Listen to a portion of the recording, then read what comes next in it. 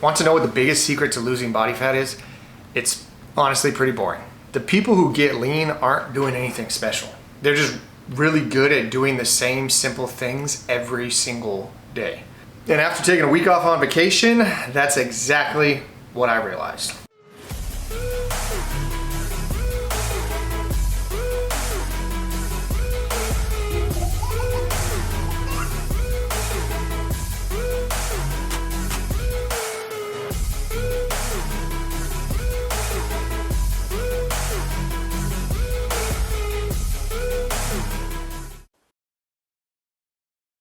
What's going on, everybody, and welcome back to another episode of my 12-week cut. We just wrapped up week 7. And if you're new here, I'm currently documenting my 12-week journey to get leaner, stronger, just overall better husband, father, special education teacher, and someone who enjoys fitness, all while preparing for my next Spartan race. So in last week's video, I talked about how I went on vacation, and for a whole week, I did not work out, I did not go on runs, I did not track my calories, did not track my steps, didn't track my water, and I chose to do all of those in the middle of the cut.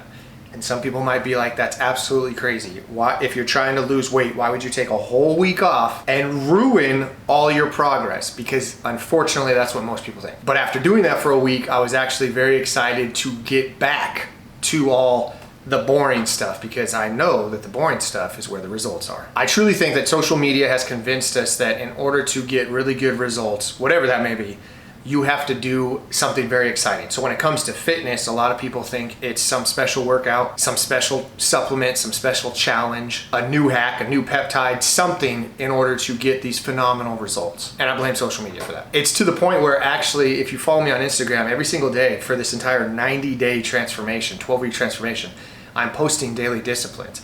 And it's funny because a lot of the comments are like basically saying how they're boring. And that's the point. Discipline is boring. But discipline is what gets you results. They're not flashy, it's not exciting, and you'll realize after this video that the boring stuff is where the results are. So as of today, I weighed in at 215.7, which is an all-time low for this 12-week cut. Now last week on this exact same day, because every single morning, again, a boring routine, I wake up, weigh myself, like clockwork. But for a whole week, I didn't do that. But as soon as the day before I left, I weighed in, I think, at 216. The day I came back, the next morning, I woke up, weighed myself, and I was at 219.8. That was a week ago. So what changed in a week? I was able to drop 4.1 pounds from one Saturday to the next. I'll tell you. It was tracking my calories, tracking my workouts, tracking my steps, tracking my water, and getting back to the very boring stuff that got me the results in the first place. I've learned that your body does not care about motivation, but it does respond to consistency. That's it. So if you are consistently not working out, not tracking your calories, not tracking your steps, not tracking your water, whatever it may be, you're consistently doing that, you're gonna get bad results. But if you do those boring things consistently, again, there's nothing exciting about them. This video is not even gonna be exciting, but it's proof that you can get results. Now, when it comes to protein, that week off, I didn't track any of that. I didn't count any of that. Honestly, just from doing this for years, if I had to guess, I might have consumed, maybe, based on my diet, like 100 to 150 grams. That might even be a little over the top while I was on vacation. As soon as I got back to my basically daily calorie intake, which is about 214 grams of protein per day. Nothing exciting about it. When I was on vacation, I maybe had one water bottle a day, maybe two, if I'm being honest. As soon as I got back, basically got back to drinking 4 to 5 liters of water a day. Again, nothing exciting about that. When I was on vacation, steps, my step count while I was on vacation, I looked back, and on that week, I averaged, I think, 7 to 7,500 steps per day. Didn't even break the 10,000 mark. Why? I wasn't tracking it. I was on vacation. As soon as I got back, I went back to my overall goal. My goal for the week is to have an average of over 15,000 steps per day. Average. So if I have a day that I have 10,000 steps, well, the next day or throughout the week, I got to make up for those. But overall average, I went from 7,500 steps to this past week. Now I averaged 15,800 steps in a week. Again, nothing exciting about it. I honestly think a lot of people underestimate how much something like that, basically low intensity, steady state cardio, how effective it is when it comes to fat loss. So I know a lot of people shoot for 10,000 steps, and if you're just starting off, I would do that.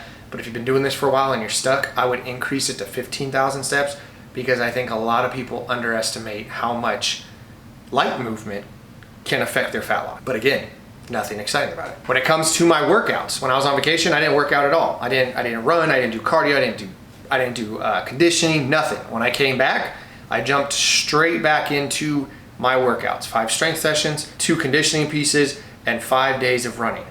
That's it. But I was consistent. I jumped right back into it, tracking it, picked up where the weights I left off before I left, and just tracked my progress.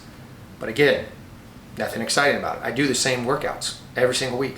Sometimes I'll switch up to conditioning just to obviously keep my body guessing and making progress, but that's it. When it comes to calories, like I said, when I was on vacation, I didn't track calories at all. I literally would go and to find a diner or like a coffee shop or a donut shop every single morning and get us breakfast. And then for lunch, it was either we ate out or we ate leftovers from the night before, but our dinners were like pasta, burgers, steak. I think we did pizza, lasagna. Like, I wasn't tracking any of that. I had cookies. I had a lot of sweets is what I'm saying. I didn't track anything. The day after I got back, went back to tracking, went back to counting calories, tracking, making my meal prepping and all that stuff. Back to the boring stuff, but that's what gets results.